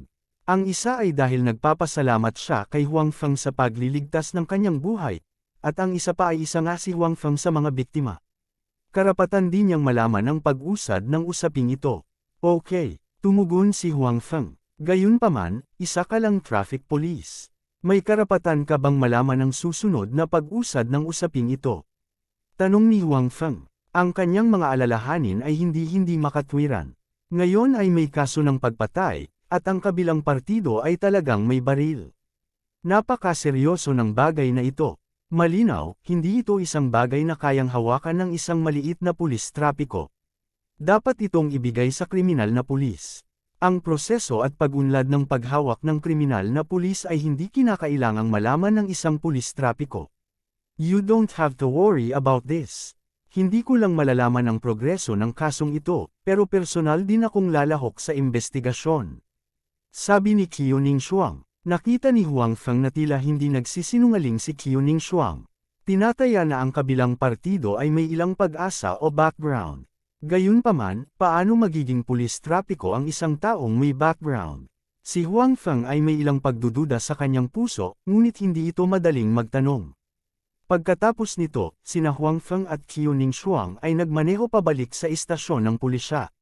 Sabay silang nagpalitan ng mga numero ng telepono sa kanya. Ang hindi alam ni Huang Feng ay napakahirap para sa mga tagalabas na makuha ang numero ng telepono ni Qiuning Shuang, ngunit madali niyang nakuha ito kapag nagkataon. Tito Li, hindi maganda. Nabigo ang 2 taong iyon. Hindi namatay ang pulis trapiko. Baka naaresto ang 2 taong iyon. Matapos ibaba ni Lin Zikheng ang telepono, mabilis niyang sinabi ang resulta ng bagay kay Uncle Lee. Basura, sayang, hindi kayang patayin ng 2 tao ang isang maliit na pulis trapiko. Lumaki ba itong 2 taong ito na kumakain ng tae? Galit na sabi ni Uncle Lee, ngunit mabilis niyang kinalma ang sarili. Alam niyang medyo seryoso na ang mga pangyayari ngayon. Hindi ito ang oras para magalit. Dapat niyang harapin ang resulta sa lalong madaling panahon. Sa ganitong paraan, maaaring nalantad ka. Lumabas ka muna at magtago. Kokontaken ko rin si Tong Chenjun para harapin ang kalalabasan nito. Kapag naayos na ang usapin, maaari kang bumalik. Napaisip si Uncle Lee at sinabing, oo, hindi tumutol si Lin Zikheng. Sa totoo lang, takot na takot siya ngayon. Ang 2 sa kanila ay maaaring ituring na sumalakay sa pulisya, at sila ay nahuli. Ang susi ay tinawagan niya sila, at natanggap ng kabilang partido ang tawag. Tiyak na matutuntun ito pabalik sa kanya ng kabilang partido, at tiyak na madadami siya. Tungkol naman sa 2 kampa na nahuli, hindi siya nang ahas na garantiya na hindi siya pagtataksilan ng kabilang partido. Malinaw na isang magandang desisyon na lumabas at magtago ngayon. You don't have to worry too much. It's just a small traffic policeman. Not to mention Tong Chenjun, even if I come forward, I can deal with it. At saka, si Tong Chenjun ay hindi makakawala sa bagay na ito, kaya tiyak na tutulong siya. Lumabas ka at manatili ng ilang araw. Just take it as a vacation. Nakita ni Uncle Lee na hindi masyadong maganda ang ekspresyon ni Lin Zikheng. Nahulaan din niya na nag-aalala siya sa kanyang puso, kaya inaliw niya ito. Matapos makinig sa mga salita ni Uncle Lee, gumaan ang loob ni Lin Zikheng. Halatang walang balak si Uncle Lee na sumuko sa kanya. Bukod dito, sangkot din si Tong Chenjun sa bagay na ito. Marami pa rin siyang kapangyarihan sa Qing Province. Sa tulong niya, siguradong magiging maayos siya. Pagkatapos noon, natakot din si Lin Zikheng na ang mahabang pagkaantala ay mauuwi sa gulo. Agad niyang inihanda ang kanyang mga gamit at pansamantalang umalis sa Jiangzhou. Sa kabilang panig, sina Huang Feng at Qiuning Shuang ay nakatagpo ng maraming pulis sa kanilang pagbabalik. Gayunpaman, ito ay malinaw na sila ay lumitaw ng medyo huli. Ning Shuang, okay ka lang ba? Bakit naging impulsive ka sa ganitong delikadong bagay? Kung may nangyari sa iyo, paano ko ipapaliwanag kay Director Q? Nakita ng nasa katanghaliang gulang na lalaki si Qiu Ningshuang at mabilis na nagtanong ng may pag-aalala. Kabanata 208. Ayos lang ako. Nang marinig ni Qiu Ningshuang ang mga salita ng nasa katanghaliang gulang na lalaki, medyo malungkot ang kanyang mukha. Ayaw niyang marinig na binabanggit ng iba ang kanyang ama. Hindi naman sa hindi maganda ang relasyon nila ng kanyang ama, pero ayaw niyang isipin ng mga tao na umaasa siya sa mga koneksyon. Sa katunayan, ito ay dahil sa impluwensya ng kanyang ama kaya hindi siya pumunta sa Criminal Police Force, ngunit napunta sa Traffic Police Force na hindi niya gusto. Buti na lang ayos ka na. Buti na lang ayos ka na. Mabilis na sabi ng medyo may edad na. Pagkatapos nito, dumating din ang Criminal Police Force. Bagamat ayaw niya, ibinigay pa rin ni Qiu Ningshuang ang 2 gangster sa Criminal Police Force. Gayunpaman, pinaalalahanan din niya ang Criminal Police Force na pinakamahusay na tanungin ang 2 gangster sa lalong madaling panahon. Kung ang ibang mga tao ay nagsalita sa Criminal Police Force tulad nito, ang mga taong iyon ay maaaring hindi kinakailangang makinig. Gayunpaman, malinaw na iba ang paalala ni Qiu Ningshuang. Walang nang ahas na baliwalain ang kanyang opinyon. Si Huang Feng ay dinala din. Dahil sa pangangalaga ni Qiu Ningshuang, hindi siya nahirapan sa istasyon ng pulisya. Mabilis siyang pinayagang umalis, at hindi naghinala ang mga tao sa istasyon ng pulisya na may kinalaman siya sa bagay na ito. Inisip na lang nila na nagkataon na na-encounter niya ang bagay na ito. Nakakapagod talaga ang araw na ito. Bumalik si Huang Feng sa kanyang tirahan at nag-isip. Sa pagkakataong ito, walang magandang naidulot sa kanya ang storage box. Dahil dito, bahagyang nadismaya si Huang Feng. Gayunpaman, mabilis na lumipat ang isip ni Huang Feng mula sa problema ng storage box. Iniisip niya kung sino ang gumawa ng usapin ngayon. Ang biglaang pagkamatay ni Brother Biao ay mayroon pa ring pagkabigla sa puso ni Huang Feng. Iba ito sa puwang na pinuntahan niya noong nakaraan. Bagamat nakakita siya ng mga patay na tao doon at pumatay pa nga ng mga tao gamit ang sarili niyang mga kamay, sa palagay niya, may mga pagkakaiba pa rin sa pagitan ng lugar na iyon at ng totoong mundo. Bagamat totoo ang mga tao doon, kung tutuusin, hindi ito ang lugar kung saan siya nakatira. Itinuring niya lamang ang kanyang sarili bilang isang bystander. Gayunpaman, iba ang pagkamatay ni Brother Biao. Isa siyang tao sa totoong mundo. Bukod dito, nagkita at nakipag-usap pa silang dalawa kanina. Biglang pinatay ang kabilang partido. Siyempre, ang pinakamahalagang bagay ay hindi nagtagal bago namatay si Brother Biao, na-frame niya siya, at pagkatapos ay namatay siya. Hindi maiwasan ni Huang Feng na isipin ito. Si Tong Zian ba talaga ang nasa likod ng bagay na ito? Baliw talaga yung lalaking yun. Naisip ni Huang Feng sa kanyang puso. Gayunpaman, kung sino ang pumatay kay Brother Biao, tiyak na si Tong Zian ang nasa likod ng bagay na ito, kaya kailangan niyang mag-ingat. Hindi inaasahan ni Huang Feng na aabot sa ganito si Tong Zian. Buti na lang at naunang gumawa ng move ang kabilang partido kay Kuya Biao. Kung hindi siya handa, baka nahulog siya sa bitag ng kabilang partido. Mukhang kailangan kong mag-ingat sa panahong ito. Sana malutas ng mga pulis ang kaso sa lalong madaling panahon. Napaisip si Huang Feng. Good girl, are you okay? You scared your mother to death. Sa kabilang banda, kakauwi lang ni Qiu Ningshuang nang yakapin siya ng kanyang ina. Tumingin siya sa itaas at sa ibaba, natatakot na may nangyari sa kanya. Obviously, alam na niya ang nangyari ngayong gabi. Ayos lang ako. Umiling si Qiu Ningshuang. Magandang babae, makinig ka sa iyong ina. Huwag na tayong maging pulis ng trapiko. Masyadong mapanganib, sabi ng ina ni Qiu Ningshuang. Nay, anong delikado sa traffic police? Nagkataon lang na nasagasaan ko sila ngayong gabi, walang magawang sabi ni Qiu Ningshuang. Hindi iyon magagawa, sinabi ng ina ni Qiu Ningshuang, matandang Qiu. Huwag kang uupo lang dyan at walang sasabihin. Bilasan mo at hikayatin ang iyong anak na babae. Sa oras na ito, ang nasa katanghaliang gulang na lalaki na nakaupo sa sofa ay tumingin din kay Qiu Ningshuang at sinabing, anak, makinig ka sa iyong ina. Kukuha ako ng magpapalit ng posisyon mo bukas. Umupo ka na lang sa opisina araw-araw. Huwag kang lalabas at tumakbo sa paligid. Hindi iyon magagawa. Biglang tumayo si Qiu Ningshuang at sinabing, "Kai, dahil sa iyo, hindi na ako kriminal na pulis.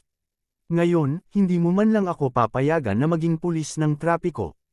At saka, nagkataon lang ang nangyari ngayon. Maganda pa rin ang pampublikong seguridad sa Jiangzhou.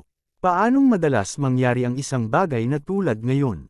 Sabi ni Qiu Ningshuang. Hindi mangyayari iyon. Nag-aalala pa rin ako, sabi ng ina ni Qiu Ningshuang. Nay, ano ba ang dapat ikabahala?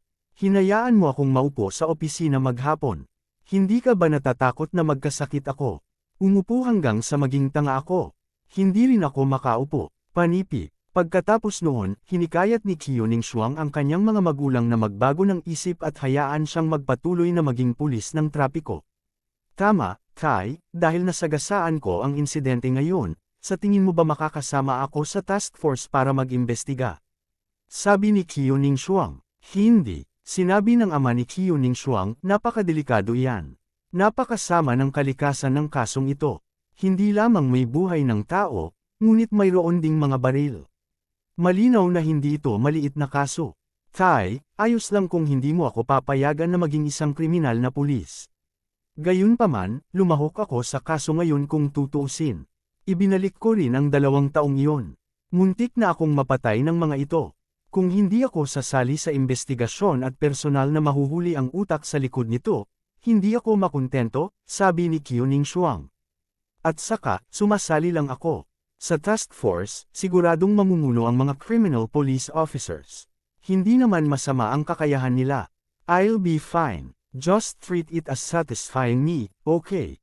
Ito, medyo nag-alinlangan ang ama ni Qiu Ningshuang.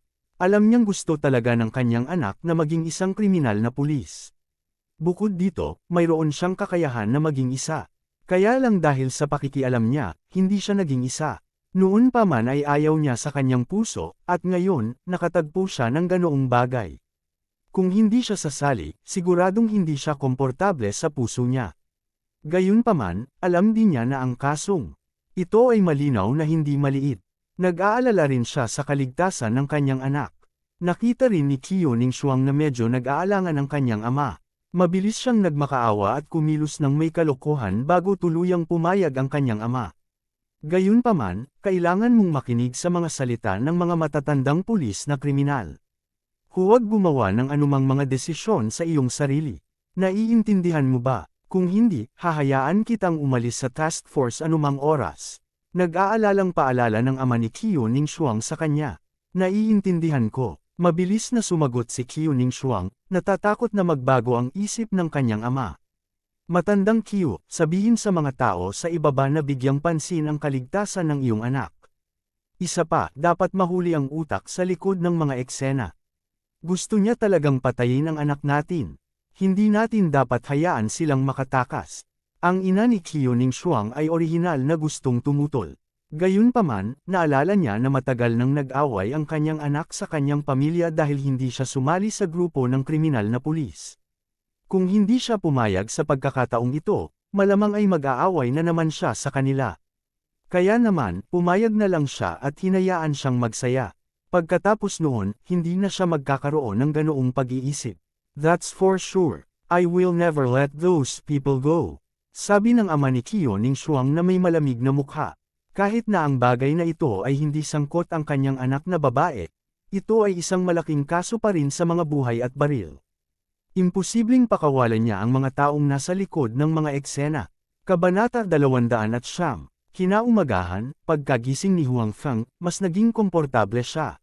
Hindi na siya nakaramdam ng pagod gaya ng kahapon.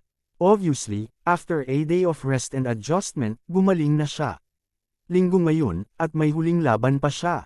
Simula sa susunod na linggo, maaari na siyang matulog sa panahon ng bakasyon. Wala pa ring gumagalaw sa storage box. Hindi ito masyadong inisip ni Huang Feng. Pagkatapos niyang maghugas, pumunta siya sa kumpanya. Nang dumating si Huang Feng sa kumpanya, nalaman niyang karamihan sa mga manlalaro na sasali sa kompetisyon ay dumating na. Isa pa, puno ng excitement at kaba ang bawat mukha nila. Ito ay ganap na naiiba mula sa nakaka-relax na hitsura nila noong nakaraang ilang beses. Anong meron sa lahat? Umupo si Huang Feng sa kanyang upuan at tinanong si kapatid na Wang sa tabi niya. Dahil kay boss, Sabi ni Brother Wang, hindi ba sinabi ng General Manager kahapon na dapat manalo ang lahat ngayon? Kung hindi, mababawas ang kanilang mga sweldo at bonus. Natural, lahat ay kinakabahan. And this morning, everyone got the news that not only the ordinary employees are going to watch the game today. The two bosses are going to the game to cheer everyone on. Kaya naman, lahat ay excited na excited. Nitong mga nakaraang taon, kahit na inayos ng kumpanya na mapanood ng mga tao ang laro ng live, ang dalawang boss ay karaniwang hindi pumunta. Paliwanag ni Brother Wang. Kaya ganyan. Tumango si Huang Feng at sinabi. Ito ay hindi nakakagulat. Para sa mga ordinaryong empleyadong tulad nila, lalo na ang mga security guard, hindi madaling makita ang amo. Ngayon, magkasama ang dalawang amo. Paanong hindi sila matutuwa? Maganda siguro ang performance nila at nagustuhan ng amo. Hindi imposibleng taasan ang kanilang sweldo o i-promote sila. Hindi ito masyadong inisip ni Huang Feng. Kahit na hindi niya nakita ang boss na si Exi, nakita niya si Suyamo ng maraming beses. Kahapon, magkasama silang dalawa sa hapunan. Gayunpaman, masarap sa pakiramdam na may boss na pumunta sa laro ng live. Pagkatapos noon, pagdating ng lahat ay yumandar na ang sasakyan. Nang makitang lalabas na sila, medyo natuwa at kinakabahan din ang pansamantalang coach. Nang yumandar ang sasakyan, ipinaliwanag niya ang ilang mahahalagang punto sa lahat ng nasa sasakyan. Tinukoy din niya ang ilan sa mga pagkukulang na nalantad sa mga nakaraang laro. Si Huang Feng pa rin ang focus ng guidance ng coach. Sanay na ang coach na nakasuot ng leather na sapatos si Huang Feng para lumahok sa laro, kaya hindi siya nagsalita. Mazo, sorry kahapon. May date kasi ako, kaya hindi ako pumunta para i-welcome ka. Sa opisina ni Suyamo sa Changzhou Group, sinabi ni Suyamo kay Tang Mazo. Okay lang, Sister Yamo. Hindi na kailangang maging napakalayo sa pagitan natin, casual na sabi ni Tang Mazo habang nakatingin sa opisina ni Suyamo. Bagamat ginugol ni na Suyamo at Exi Mengjiao ang karamihan ng kanilang oras sa lalawigan ng Qing, babalik pa rin sila sa Beijing sa bagong taon. Sa makatuwid, nakikita pa rin nila si Tang Mazo paminsan-minsan. Hindi masyadong malayo ang kanilang relasyon. Of course you don't care, Sister Yamo. You don't know. Kahapon, itong vixen na ito ay hindi lamang patuloy na nanliligaw sa mga lalaki, kundi siya rin ang umorder ng pinakamasarap na alak at mga ulam. Ginastos niya ako ng malaki. Sa tabi niya, nagpout si Exi Mengjiao at malungkot na sinabi. Damot ka dahil kakaunti lang ang kinain ko. Hindi ka mabuting kaibigan. Nakangiting sabi ni Tang Mazo. Pagkatapos, tumingin siya kay Suyamo at sinabing, Sister Yamo, narinig ko kay Mengjiao na may boyfriend ka kamakailan. Pwede mo ba siyang ilabas para magkita tayo?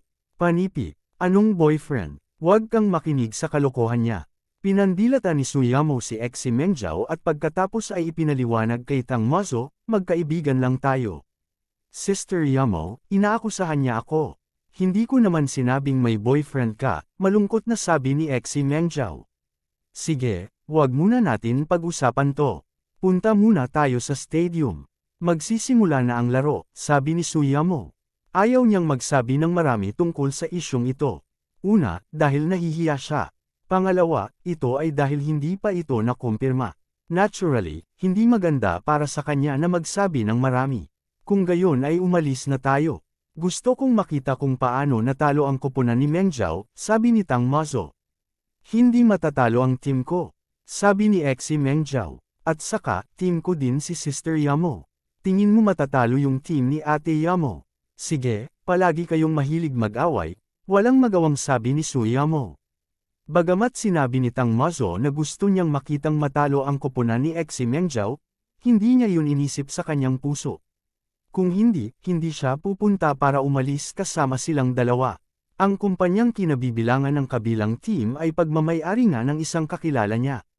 Gayunpaman, ang dalawa sa kanila ay hindi pa magkaibigan.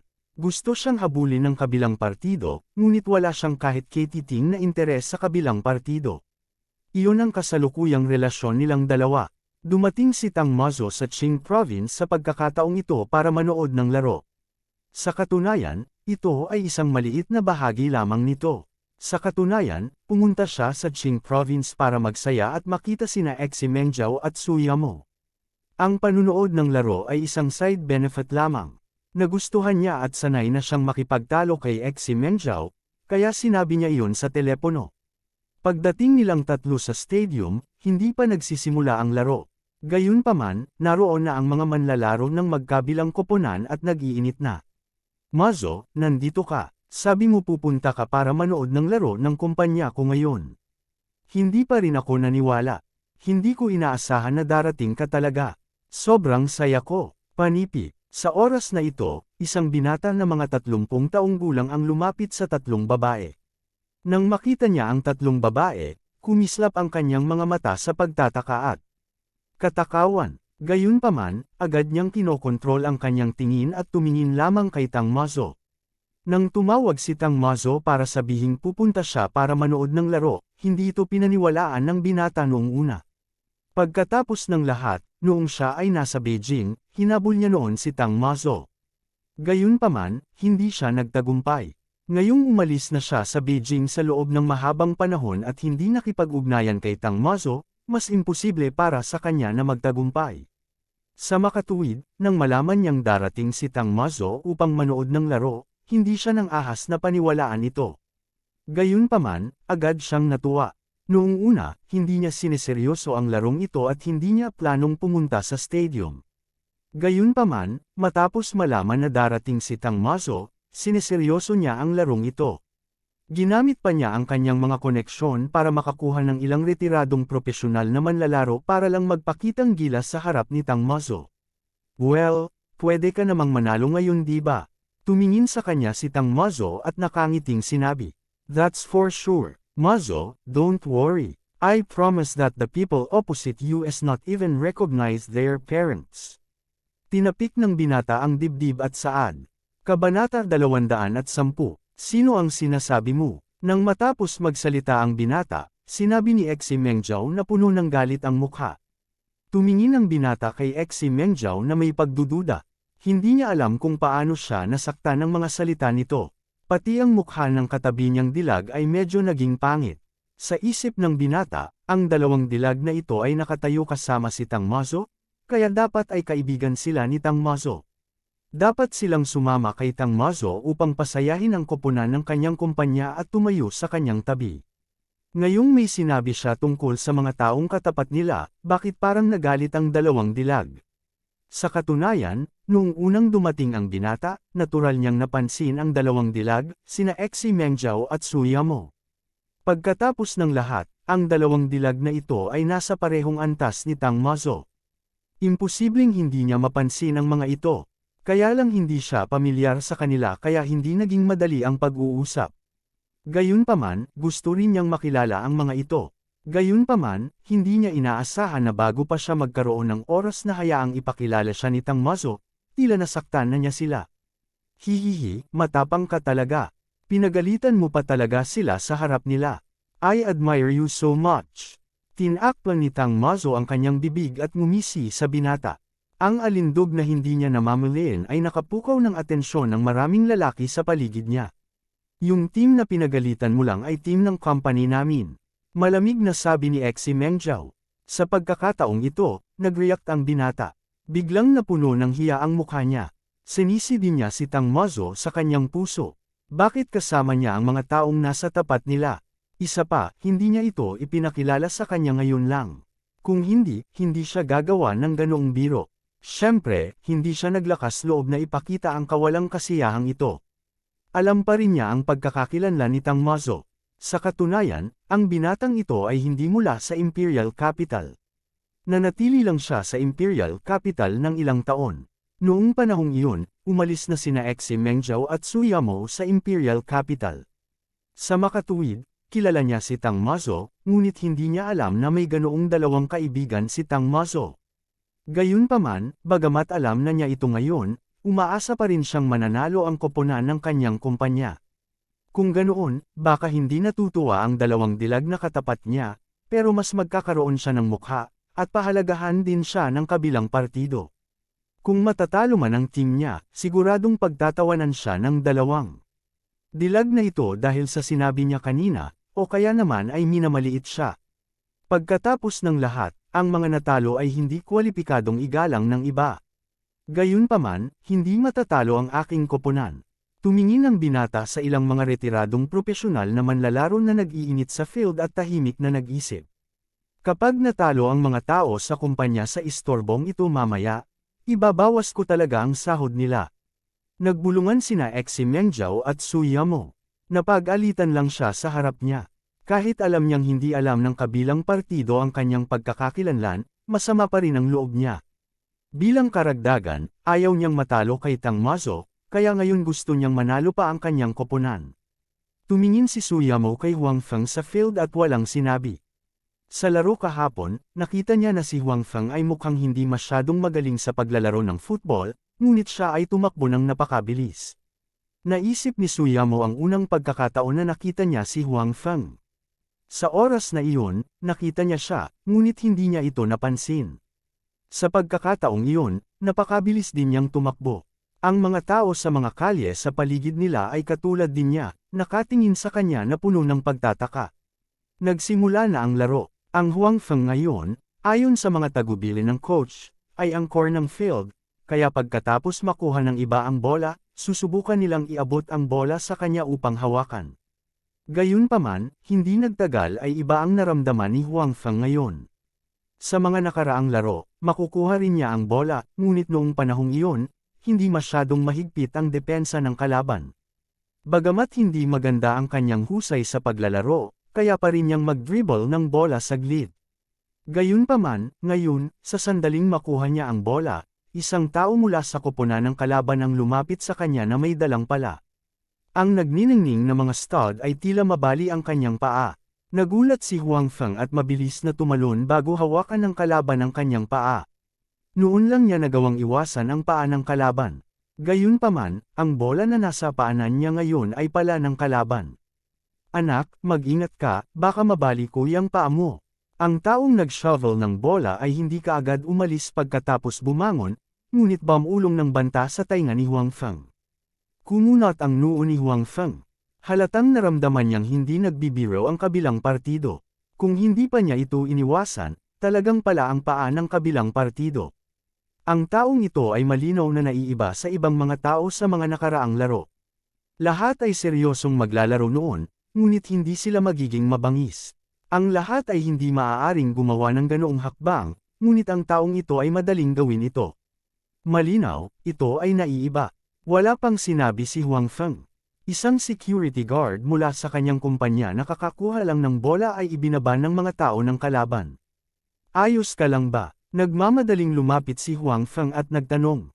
Mukhang gasgas. Binalot ng lalaki ang kanyang pantalon at sinabing, tiyak na mayroong isang napakaliwanag na mantsa ng dugo sa kanyang guya. Tinataya na ang taong ito ay gumawa lamang ng pagkilos sa pag-iwas, kung hindi, maaaring mas malala ang pinsala. Naglalaro ba kayo ng football o naninipa ng mga tao? Tumayo si Huang Feng at nagtanong. This is just a normal confrontation. Ikaw sisi, kung natatakot ka sa aksyong ito, paano ka makakapaglaro ng football? Hindi nagpakita ng kahit katiting na paghingi ng tawad ang lalaki at napakanatural na sinabi. Sinabi ni Huang Feng na may pangit na mukha, naninipa ka lang ng mga tao. Paano ka makakapaglaro ng football ng ganito? Panipi. Nung naglalaro tayo ng football, ganito rin tayo. Bakit? Problema mo ba? Sabi nung lalaki. Naglaro ng football. Naglaro ka na ba dati? Tanong ni Huang Feng. Oo naman. Hindi naman itinanggi ng lalaki. Naunawaan ni Huang Feng matapos itong isipin. Ang mga taong ito ay malamang na naglaro ng football dati, at malamang na sila ay mga profesional na manlalaro. Hindi masyadong mahirap na ayusin ang mga taong ito sa kumpanya. Bukod dito, napaka-wild ng estilo ng paglalaro ng mga lalaking ito. Wala silang pakialam kung makakasakit sila ng mga tao o hindi. Sa nakaraang laro kay Huang Feng, bagamat seryoso silang naglalaro, ito ay halos isang palakaibigang laro. Hindi magkakaroon ng anumang mabangis na pisikal na paghaharap. Gayunpaman, ang hitsura ng mga taong ito ay malinaw na nagbago nito.